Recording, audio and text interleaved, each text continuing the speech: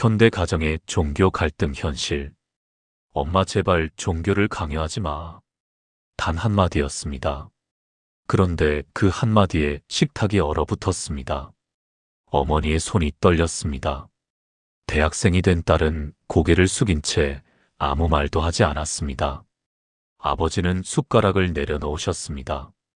그날 저녁 그 집에서는 아무도 밥을 제대로 먹지 못했습니다. 여러분, 혹시 이런 경험 있으십니까? 사랑하는 가족인데 종교 이야기만 나오면 전쟁터가 되는 경험 말입니다. 명절만 되면 가슴이 답답해지는 경험, 부모님 앞에서 숨기고 싶은 비밀이 하나 생긴 것 같은 그런 괴로움 말입니다.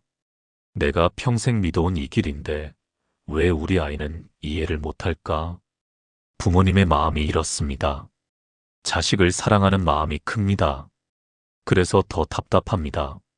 내가 걸어온 이 좋은 길을, 내가 만난 이 진리를 내 자식도 함께 걸었으면 하는 마음입니다. 그런데 아이는 다른 길을 선택했습니다. 어떤 분은 아예 종교를 거부합니다. 부모님은 왜 제 선택을 인정 못하세요? 저도 고민해서 선택한 건데. 자녀의 마음은 또 이렇습니다. 나도 나름대로 생각하고 고민하고 진지하게 선택한 길입니다. 그런데 부모님은 그걸 인정해주지 않습니다. 마치 내가 잘못된 길을 가는 것처럼, 내가 부모를 배신한 것처럼 대하십니다. 그게 너무 속상합니다. 설날이나 추석이 다가오면 벌써부터 긴장됩니다. 또 종교 이야기 나오면 어떡하지? 걱정부터 앞섭니다.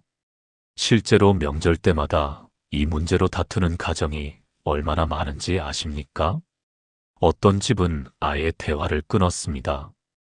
그 이야기는 하지 말자고 암묵적으로 약속했습니다. 하지만 그게 해결입니까? 아닙니다. 말을 안 할 뿐이지 마음속 응어리는 그대로입니다. 오히려 더 깊어집니다. 심지어 어떤 가정은 이 문제로 연락을 끊기도 합니다. 부모와 자식이, 형제자매가 종교가 다르다는 이유만으로 등을 돌립니다. 생각해 보십시오. 피를 나눈 가족인데, 사랑하는 사이인데 종교라는 이유로 서로에게 상처를 주고 있습니다. 우리 엄마는 제가 절에 가는 걸 죄 짓는 것처럼 보세요. 우리 아들이 교회 간다고 했을 때 하늘이 무너지는 것 같았어요. 명절 때 가족들이 모이면 저만 빼고 다 같은 종교예요. 저 혼자 외톨이가 된 것 같아요. 이런 이야기들이 너무나 많습니다. 여러분만 이런 고민을 하시는 게 아닙니다. 지금 이 순간에도 수많은 가정에서 수많은 부모와 자녀들이 똑같은 괴로움을 겪고 있습니다. 그런데 말입니다. 이 모든 괴로움의 뿌리가 무엇일까요? 생각해 보셨습니까? 미워서 그런 게 아닙니다. 오히려 사랑하기 때문입니다. 부모는 자식을 사랑하기에 내가 아는 좋은 길을 알려주고 싶은 겁니다. 자녀는 부모를 사랑하기에 내 진심을 이해받고 싶은 겁니다. 사랑하는 마음은 같은데 그 표현이 다를 뿐입니다. 하지만 우리는 이것을 잊어버립니다. 사랑이 집착이 되고 이해가 강요가 되고 걱정이 간섭이 됩니다. 그러면서 서로를 더 멀어지게 만듭니다. 오늘 이 시간에는 이 문제를 부처님의 지혜로 풀어보려고 합니다. 어떻게 하면 종교가 달라도 서로를 사랑할 수 있는지, 어떻게 하면 서로 다른 믿음을 존중하면서도 가족으로 행복하게 지낼 수 있는지 그 방법을 함께 찾아보겠습니다. 답부터 말씀드리겠습니다. 종교가 다른 것은 틀린 게 아닙니다. 다른 겁니다. 이 차이를 이해하는 순간 여러분의 괴로움은 사라질 것입니다. 왜 종교가 다르면 괴로울까? 이제 본격적으로 들어가 보겠습니다. 왜 우리는 가족이 다른 종교를 믿으면 괴로울까요? 이 괴로움의 정체가 무엇인지 먼저 살펴봐야 합니다. 부모의 마음. 먼저 부모의 마음을 들여다보겠습니다. 내가 평생을 이 길을 걸었다. 이 길이 얼마나 좋은 길인지 안다. 힘들 때 이 믿음이 얼마나 큰 위로가 됐는지 안다. 그러니 내 자식도 이 길을 걸었으면 좋겠다. 부모의 마음이 이렇습니다. 순수합니다. 자식을 사랑하는 마음에서 나옵니다. 내가 경험한 좋은 것을 자식에게도 주고 싶은 겁니다.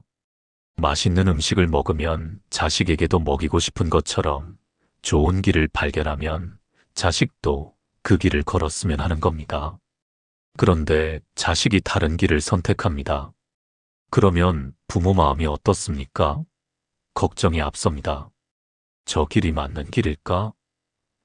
혹시 잘못된 길은 아닐까? 나중에 후회하는 건 아닐까? 이런 걱정들이 밀려옵니다. 더 깊이 들어가면 이런 마음도 있습니다.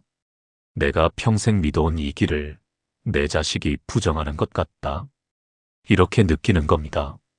자식이 다른 종교를 선택한 것이 마치 부모의 삶을 부정하는 것처럼 느껴지는 겁니다. 이건 단순한 걱정이 아니라 상처입니다. 그래서 어떻게 됩니까? 자꾸 자식에게 같이 가자고 합니다. 처음에는 권유입니다. 우리 같이 교회 가자, 우리 같이 절에 가자, 이렇게 부드럽게 시작합니다. 그런데 자식이 계속 거부하면 어떻게 됩니까? 권유가 강요가 됩니다. 목소리가 높아집니다. 왜 안 가? 다른 건 다 들어주는데 이것만 들어줘라. 이렇게 됩니다. 자녀의 마음. 이번엔 자녀의 마음을 봅시다. 나도 나름대로 고민했다. 나도 진지하게 생각하고 선택한 길이다. 그런데 부모님은 내 선택을 존중해주지 않는다. 마치 내가 철없는 아이처럼 내가 잘못 생각하고 있는 것처럼 대한다. 자녀의 마음이 이렇습니다. 속상합니다.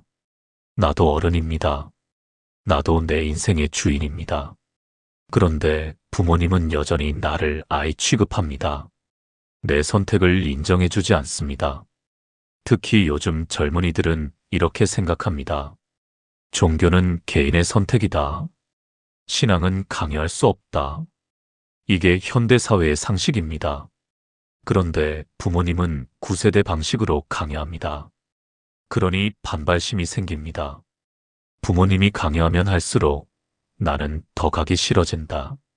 이런 마음이 생깁니다. 처음에는 그냥 관심이 없었을 뿐인데 부모가 자꾸 강요하니까 오히려 더 거부하게 되는 겁니다. 심리적으로 반항하는 겁니다. 그러다 보면 죄책감도 생깁니다. 부모님을 실망시켰다, 효도하지 못했다, 이런 생각이 듭니다. 하지만 그렇다고 내 신념을 꺾을 수는 없습니다. 그래서 더 괴롭습니다. 실제 있었던 이야기를 하나 들려드리겠습니다. 60대 김 보살님이 계셨습니다. 30년을 절에 다니신 분입니다. 새벽 예불도 빠지지 않고 나가시고 봉사도 열심히 하시는 독실한 불자셨습니다. 그분에게는 30대 딸이 있었습니다. 딸은 대학교 때 교회를 다니기 시작했습니다. 처음에는 친구 따라 나갔다가 그곳에서 위로를 받았다고 합니다. 취업 준비로 힘들 때 교회 청년부 사람들이 많이 도와줬답니다. 그러면서 자연스럽게 기독교인이 됐습니다. 김보살님은 처음에 이렇게 생각하셨답니다. 나이 들면 다시 절에 올 거야. 젊을 때 잠깐 그러는 거겠지. 그런데 딸은 결혼도 교회에서 했습니다. 아이를 낳고도 계속 교회를 다녔습니다. 김보살님은 참을 수가 없었답니다. 내가 그렇게 교회를 다니면 엄마는 극락에 못 간다, 이런 말까지 하셨답니다. 딸은 눈물을 흘렸습니다. 엄마, 저는 제 방식대로 신앙생활 하는 건데 왜 그게 엄마한테 해가 됩니까? 명절만 되면 두 사람은 다퉜습니다. 김보살님은 손주에게 할머니랑 절에 가자고 하셨고 딸은 엄마 그러지 마세요라고 말렸습니다. 서로 사랑하는 사이인데 만날 때마다 긴장하게 됐습니다. 그러던 어느 날 김보살님이 절에서 법문을 들으시다가 깨달음을 얻으셨답니다. 부처님께서는 84,000 법문을 설하셨습니다. 왜 그렇게 많은 가르침을 주셨을까요? 중생의 근기가 모두 다르기 때문입니다. 어떤 이에게는 이 법문이 맞고 어떤 이에게는 저 법문이 맞습니다. 길은 다르지만 모두 깨달음으로 가는 길입니다. 그 순간 김보살님의 마음에 변화가 일었답니다. 그래, 내 딸은 저 길이 맞는구나. 나는 이 길이 맞고 내 딸은 저 길이 맞는 거구나. 그날 이후로 김보살님은 딸에게 절에 가자는 말을 하지 않으셨답니다. 대신 이렇게 말씀하셨답니다. 내가 선택한 길을 열심히 가거라. 엄마도 엄마 길을 열심히 갈게. 딸은 그 말을 듣고 울었답니다. 얼마나 그 말을 듣고 싶었는지 모릅니다. 그 후로 두 사람의 관계는 완전히 달라졌습니다. 딸은 명절 때 기꺼이 어머니를 따라 절에 갔습니다. 강요받아서가 아니라 사랑하는 어머니와 함께 시간을 보내기 위해서였습니다. 김보살님도 딸의 교회 행사에 가끔 참석하셨습니다. 종교는 여전히 달랐습니다. 하지만 서로를 이해하고 존중하게 됐습니다. 그러니 더 이상 갈등이 없었습니다. 또 다른 이야기를 하나 더 들려드리겠습니다. 박 선생님은 불교 집안에서 자랐습니다. 할아버지, 할머니, 아버지, 어머니 모두 절에 다니셨습니다. 박 선생님도 어릴 때부터 자연스럽게 절에 다녔습니다. 그런데 대학교를 졸업하고 직장 생활을 하면서 기독교를 만났습니다. 회사 선배가 교회에 데려갔는데 거기서 큰 감동을 받았답니다. 고민 끝에 세례를 받기로 결심했습니다. 부모님께 말씀드리는 게 가장 힘들었답니다. 몇 달을 고민하다가 어느 날 용기를 내서 말씀드렸습니다. 아버지, 어머니, 저 교회 다니기로 했어요. 아버지는 아무 말씀도 안 하셨답니다. 그냥 방으로 들어가셨습니다. 어머니는 울었습니다. 내가 그러면 조상님들이 뭐라고 하시겠니? 우리 집안에서 내가 처음이다. 박 선생님도 괴로웠습니다. 부모님을 실망시킨 것 같아서 마음이 아팠습니다. 하지만 이미 결심한 일이었습니다. 그래서 조용히 교회를 다니기 시작했습니다. 몇 년이 흘렀습니다. 부모님은 여전히 못마땅해 하셨지만 더 이상 강하게 반대하지는 않으셨습니다. 그런데 어느 날 아버지가 큰 수술을 받게 됐습니다. 박 선생님은 밤새 아버지 곁을 지켰습니다. 기도했습니다. 자기 방식대로 간절히 기도했습니다.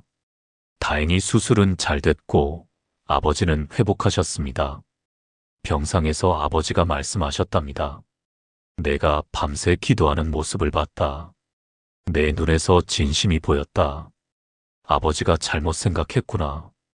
종교가 뭐가 중요하냐? 내가 진심으로 믿고 그 믿음이 너를 좋은 사람으로 만든다면 그걸로 됐다. 박 선생님은 그 말을 듣고 눈물을 흘렸습니다. 그토록 듣고 싶었던 말이었습니다. 아버지의 인정을 받고 싶었습니다. 그 후로 가족 관계는 완전히 회복됐습니다. 명절 때 박 선생님은 부모님과 함께 절에 갔습니다. 부모님도 박 선생님의 결혼식을 교회에서 기꺼이 축복해 주셨습니다. 종교는 달랐지만 사랑은 더 깊어졌습니다. 갈등의 진짜 뿌리. 이 두 이야기에서 우리는 무엇을 배웁니까? 갈등의 뿌리는 종교 자체가 아니었습니다. 진짜 뿌리는 무엇이었습니까? 바로 집착이었습니다. 내 방식이 맞다는 집착, 내 길만이 옳다는 집착, 상대가 내 생각대로 해줘야 한다는 집착이었습니다. 부처님께서는 이것을 아상이라고 하셨습니다. 나라는 고정된 생각, 내 것이라는 집착이 괴로움을 만든다고 하셨습니다. 생각해 보십시오. 부모가 자식의 종교를 인정해주지 못하는 이유가 뭡니까? 내가 믿는 이 종교가 최고다라는 생각 때문입니다. 자식이 부모의 강요를 거부하는 이유가 뭡니까? 내 선택이 틀리지 않았다는 생각 때문입니다. 둘 다 틀리지 않았습니다. 하지만 둘 다 집착하고 있습니다. 내 것이 맞다고 집착하고 있습니다. 이 집착이 괴로움을 만듭니다. 부처님께서는 무아를 가르치셨습니다. 고정된 나라는 것은 없다고 하셨습니다. 모든 것은 인연 따라 변한다고 하셨습니다. 내가 지금 믿고 있는 이것도 수많은 인연이 모여서 만들어진 것입니다. 그러니 절대적이고 유일한 것은 없습니다. 이걸 이해하면 어떻게 됩니까? 마음이 부드러워집니다.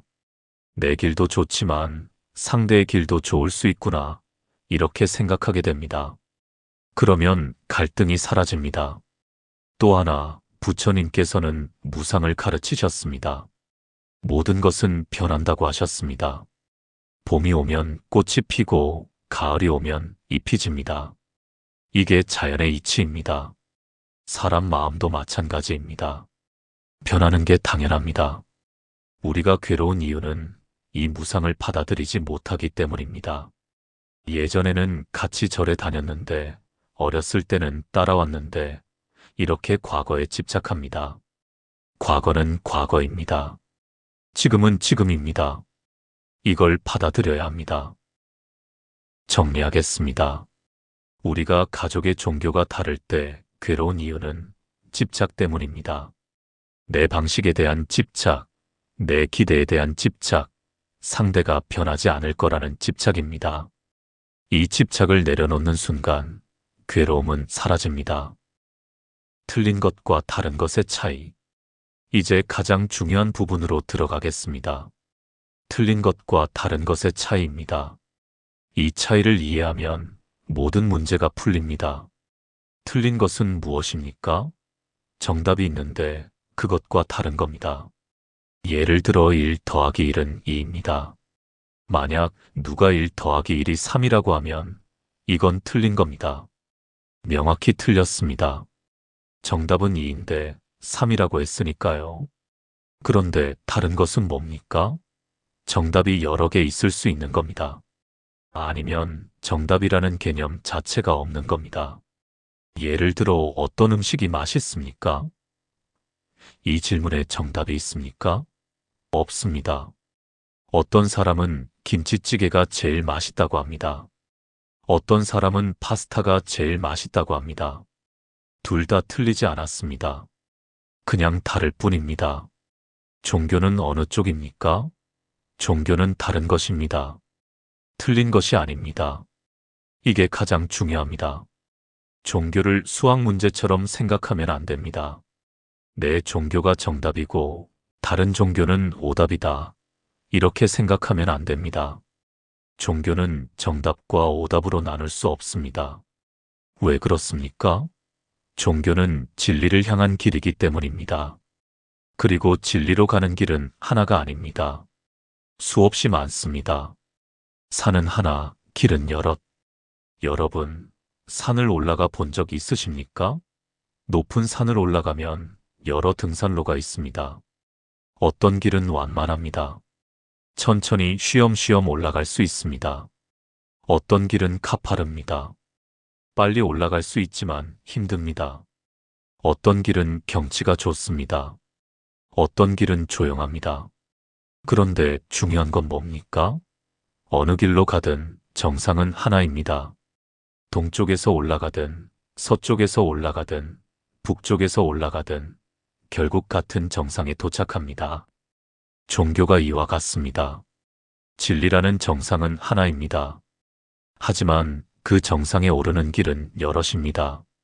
불교도 그 길 중 하나이고 기독교도 그 길 중 하나이고 다른 종교들도 각자의 길입니다. 어떤 사람은 이렇게 반문할 겁니다. 아니요, 우리 종교만이 진리입니다. 다른 종교는 틀렸습니다. 이렇게 말하는 사람들이 있습니다. 하지만 잘 생각해 보십시오. 세상에 얼마나 많은 종교가 있습니까? 불교, 기독교, 이슬람교, 힌두교, 유대교. 수없이 많습니다. 그리고 각 종교마다 수억, 수십억의 사람들이 믿고 있습니다. 그들 모두가 진지하게, 진심으로 믿고 있습니다. 그들이 다 틀렸고 나만 맞다고 말할 수 있습니까? 부처님의 가르침 84,000법문. 부처님께서는 84,000 법문을 설하셨다고 합니다. 84,000이란 숫자는 매우 많다는 뜻입니다. 헤아릴 수 없이 많은 가르침을 주셨다는 뜻입니다. 왜 부처님께서는 그렇게 많은 가르침을 주셨을까요? 한 가지 방법만 가르치시면 안 됐을까요? 이유가 있습니다. 중생의 근기가 모두 다르기 때문입니다. 근기란 무엇입니까? 그 사람의 성향, 능력, 상황, 배경을 모두 포함한 말입니다. 어떤 사람은 지적으로 접근해야 이해합니다. 어떤 사람은 감정으로 느껴야 깨닫습니다. 어떤 사람은 엄격한 수행이 맞습니다. 어떤 사람은 부드러운 방법이 맞습니다. 그래서 부처님께서는 상대에 따라 다르게 가르치셨습니다.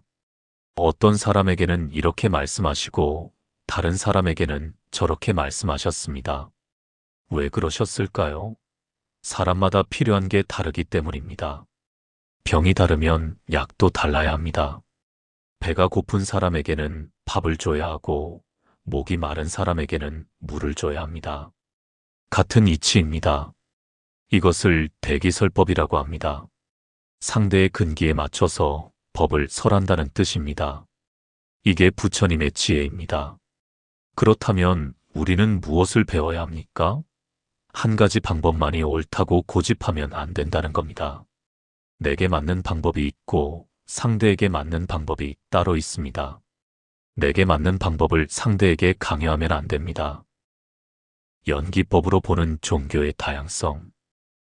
부처님께서 깨달으신 가장 중요한 진리가 무엇입니까? 연기법입니다. 모든 것은 인연 따라 생긴다는 가르침입니다. 이 세상에 홀로 존재하는 것은 없습니다. 모든 것은 다른 것과의 관계 속에서 존재합니다. 꽃이 피는 것도 수많은 인연이 모인 결과입니다.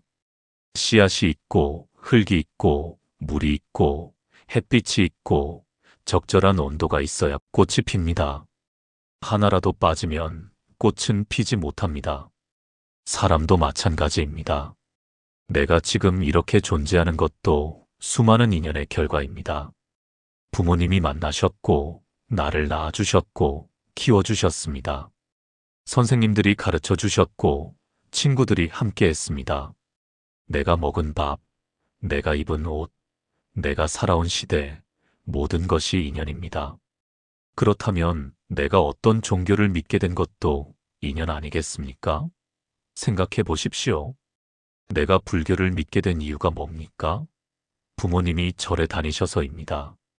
어릴 때부터 절에 따라갔습니다. 그러다 보니 자연스럽게 불교가 익숙해졌습니다. 이게 인연입니다. 만약 내가 다른 가정에서 태어났다면 어떻게 됐을까요? 기독교 가정에서 태어났다면 교회를 다녔을 겁니다. 이슬람 가정에서 태어났다면 이슬람교를 믿었을 겁니다. 종교가 없는 가정에서 태어났다면 종교가 없었을 수도 있습니다. 이게 연기법입니다. 내가 선택한 것 같지만 사실은 수많은 인연이 나를 이끈 겁니다.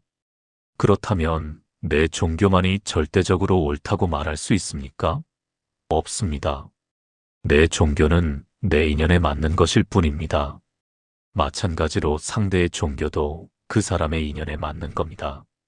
그 사람이 살아온 환경, 만난 사람들, 겪은 경험들이 그 종교로 인도한 겁니다. 그러니 그것도 존중해야 합니다. 각자의 업과 인연. 불교에서는 업을 말합니다. 업이란 행위와 그 결과를 말합니다.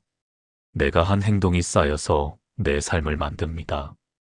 전생의 업도 있고 이생의 업도 있습니다. 각자의 업이 다릅니다.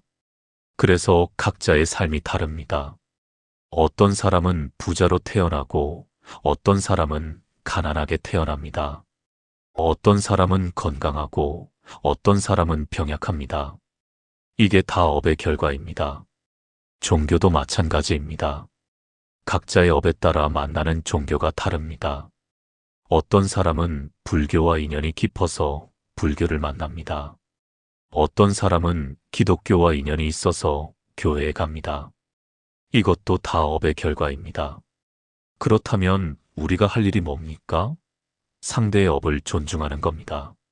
저 사람은 저런 업이 있구나. 저런 인연이 있구나. 이렇게 받아들이는 겁니다. 내가 바꿀 수 없습니다. 상대의 업은 상대가 풀어가는 겁니다. 부모가 자식의 업을 대신 짊어질 수 없습니다. 자식이 부모의 업을 대신 해결할 수 없습니다. 각자 자기 업은 자기가 풀어가야 합니다. 그러니 상대에게 내 방식대로 해라라고 강요하면 안 됩니다. 진리는 하나, 표현은 여럿. 이쯤에서 어떤 분은 이렇게 물으실 겁니다. 그렇다면 진리는 없단 말입니까? 모든 게 다 맞다는 겁니까? 아닙니다. 진리는 있습니다.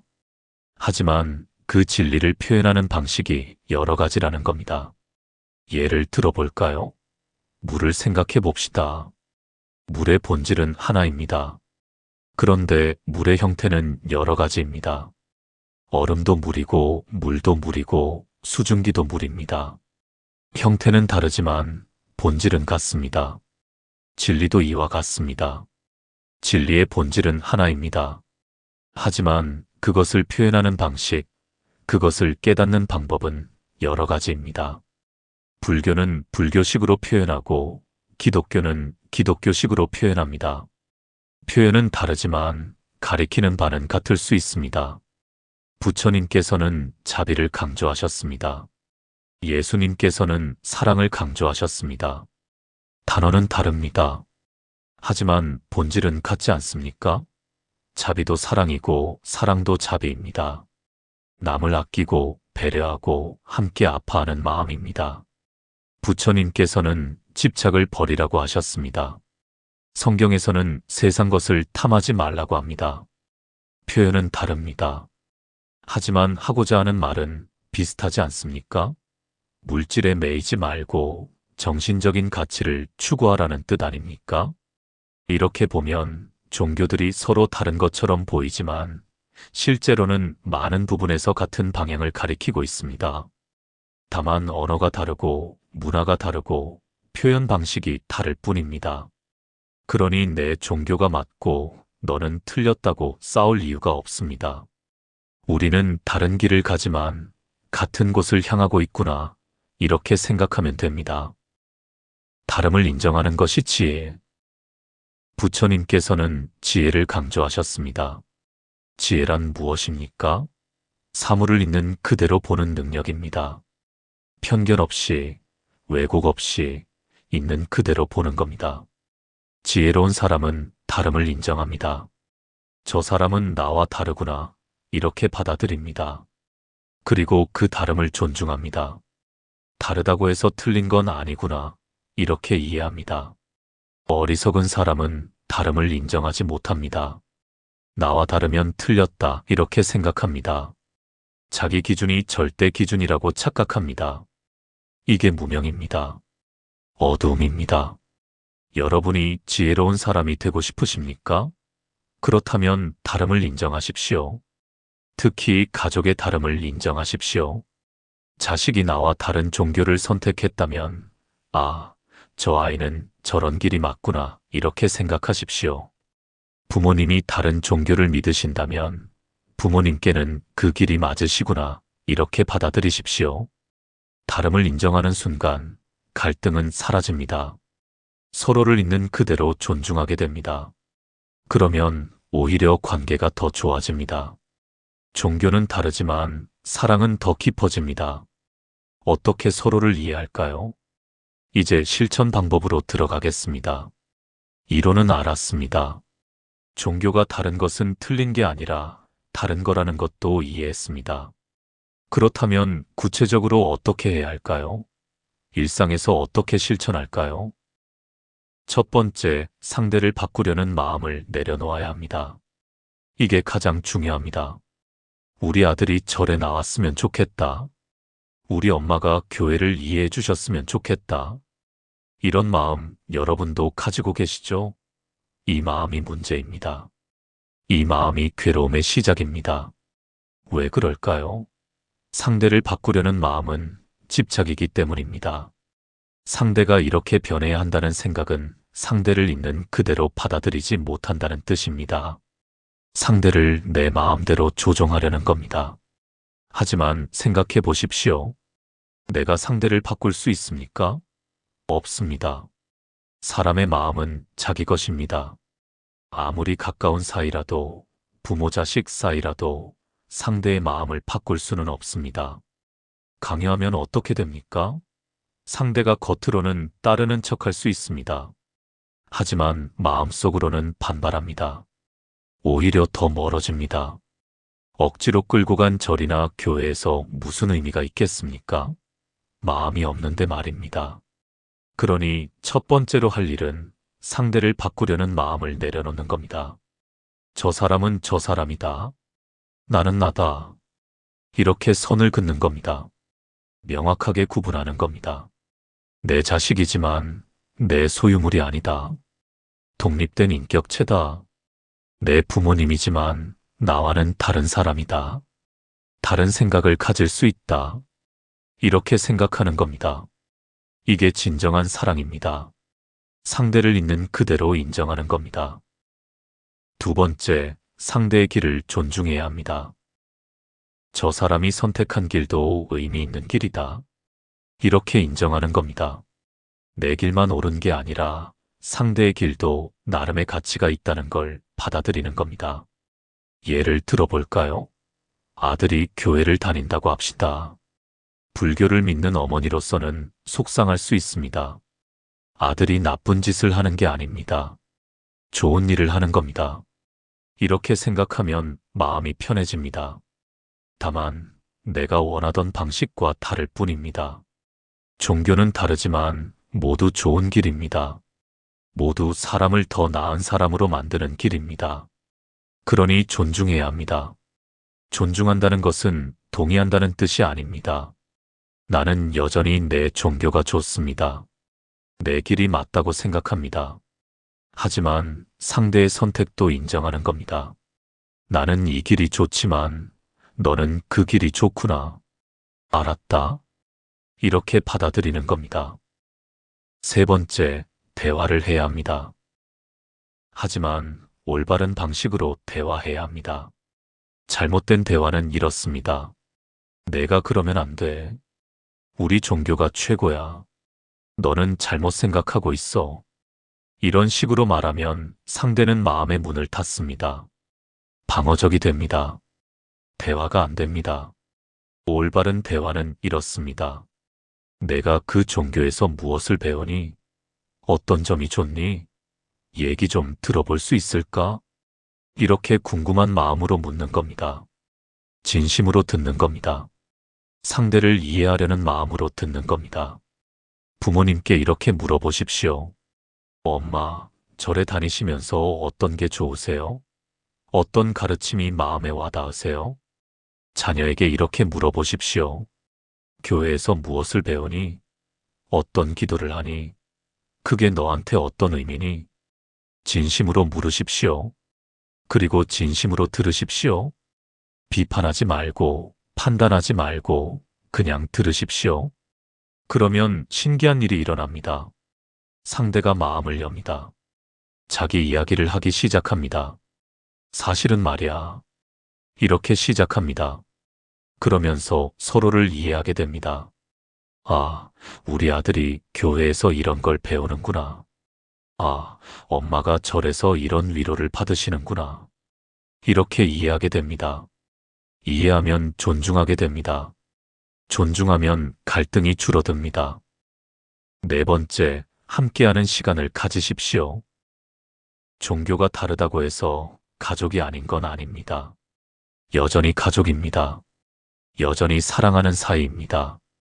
그러니 함께하는 시간을 가져야 합니다. 함께 밥을 먹으십시오. 함께 산책을 하십시오. 함께 영화를 보십시오. 종교와 상관없이 할 수 있는 일들이 많습니다. 그런 시간을 통해 사랑을 나누십시오. 그리고 가끔은 서로의 종교 활동에 참여해보는 것도 좋습니다. 강요가 아니라 이해하기 위해서입니다. 어머니가 절에 가신다면 가끔 따라가 보십시오. 엄마, 오늘 제가 모시고 갈게요. 이렇게 말하십시오. 절에서 어머니가 무엇을 하시는지 보십시오. 어떤 표정으로 기도하시는지 보십시오. 그러면 어머니를 이해하게 됩니다. 아들이 교회에 간다면 크리스마스나 부활절 같은 특별한 날에 함께 가보십시오. 아들이 좋아하는 그곳이 어떤 곳인지 보십시오. 아들의 친구들을 만나보십시오. 그러면 아들의 선택을 이해하게 됩니다. 같이 가면 개종하는 거 아니야? 아닙니다. 한번 가본다고 개종하지 않습니다. 단지 상대를 이해하려는 노력일 뿐입니다. 사랑의 표현입니다. 불교 신자인 어머니가 딸의 결혼식을 교회에서 축복해 주셨습니다. 눈물을 흘리시면서 기뻐하셨습니다. 기독교인인 아버지가 아들의 49제에 참석하셨습니다. 함께 절을 하셨습니다. 종교는 달랐지만 사랑은 같았습니다. 가족이라는 연은 종교보다 강했습니다.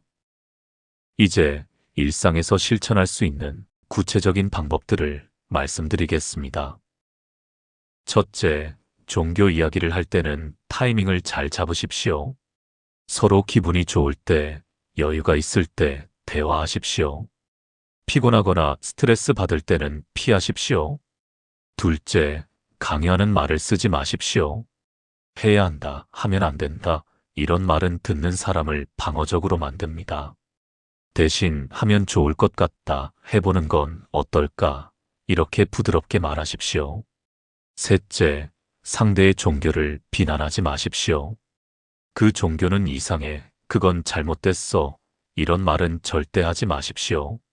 상대의 신념을 공격하는 겁니다. 상처를 주는 겁니다. 넷째, 자기 종교만 옳다고 주장하지 마십시오. 우리 종교가 최고야, 다른 건 다 가짜야, 이런 말도 피하십시오. 이건 상대를 무시하는 겁니다.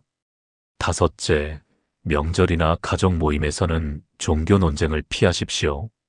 즐거워야 할 시간에 다툴 필요 없습니다. 오늘은 종교 이야기 말고 즐겁게 보내자. 이렇게 미리 약속하십시오. 여섯째, 서로의 종교적 일정을 존중하십시오.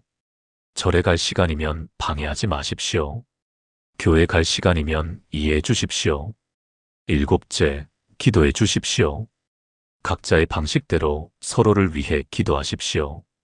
부처님께 자식의 행복을 빌고 하나님께 부모의 건강을 빌으십시오. 기도는 사랑의 표현입니다.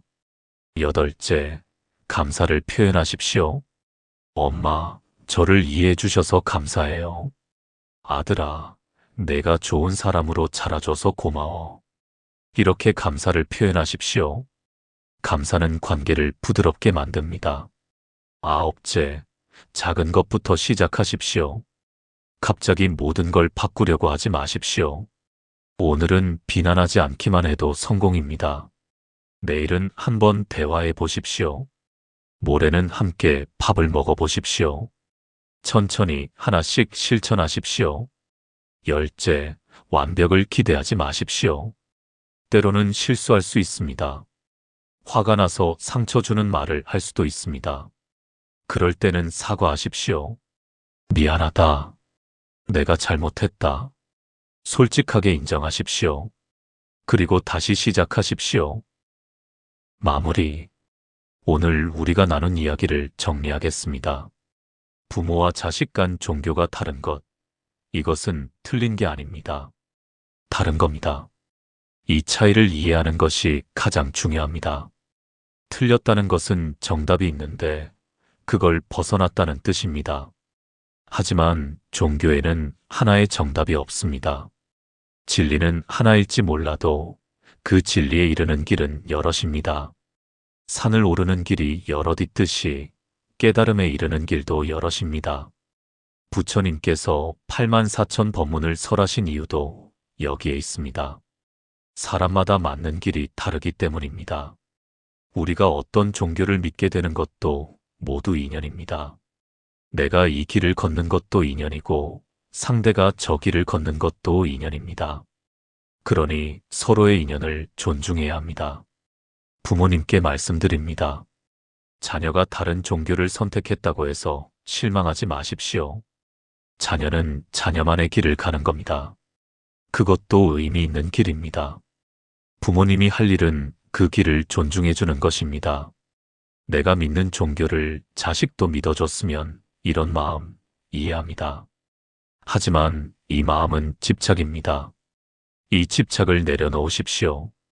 그러면 마음이 편해집니다. 자녀를 바꾸려고 하지 마십시오. 있는 그대로 받아들이십시오. 우리 아이는 저런 사람이구나. 저런 길이 맞구나.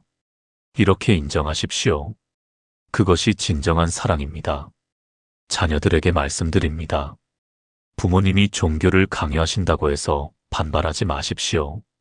부모님은 여러분을 사랑하기에 그러시는 겁니다. 내가 아는 좋은 길을 자식도 알았으면 이런 순수한 마음에서 나오는 겁니다. 부모님을 이해하십시오. 부모님 세대는 그런 방식으로 표현하는 겁니다. 서툴지만 그것이 부모님의 사랑입니다. 동시에 여러분의 선택도 분명히 하십시오. 하지만 정중하게 하십시오. 저는 이 길을 가고 싶어요라고 말씀드리되, 하지만 부모님을 사랑하고 존경합니다라는 말도 함께 하십시오. 모든 가족에게 말씀드립니다. 종교는 사람을 나누는 게 아니라 이어주는 것이어야 합니다. 종교가 달라도 가족은 가족입니다. 사랑하는 사이입니다. 이것을 잊지 마십시오. 대화하십시오. 비난 없이, 판단 없이 있는 그대로 들으십시오. 서로를 이해하려고 노력하십시오. 함께 하십시오. 종교 활동 말고도 함께 할 수 있는 일이 많습니다. 밥을 먹고 산책을 하고 이야기를 나누십시오. 그런 시간이 사랑을 깊게 합니다. 존중하십시오. 상대의 선택을, 상대의 길을, 상대의 믿음을 존중하십시오. 동의하지 않아도 됩니다. 하지만 존중은 해야 합니다. 부처님께서는 이렇게 말씀하셨습니다. 미워하는 마음은 미워함으로 끝나지 않는다. 사랑으로만 끝난다. 갈등은 갈등으로 해결되지 않습니다. 강요는 강요를 낳을 뿐입니다. 오직 사랑과 이해만이 갈등을 끝낼 수 있습니다. 여러분의 가정에 평화가 있기를 바랍니다. 종교가 달라도 서로 사랑하고 존중하는 가정이 되기를 바랍니다. 부모와 자식이, 형제자매가 서로 다른 길을 걷지만 같은 사랑으로 이어져 있기를 바랍니다. 진리는 하나입니다. 하지만 그 진리로 가는 길은 여럿입니다. 각자의 길을 걸으십시오. 하지만 서로를 응원하십시오. 나는 이 길을 갈게. 너는 그 길을 가거라. 하지만 우리는 사랑하는 가족이야. 이렇게 말할 수 있기를 바랍니다. 자비와 지혜로 가득한 하루하루 보내시기 바랍니다. 부처님의 가르침이 여러분과 함께하기를 바랍니다. 감사합니다.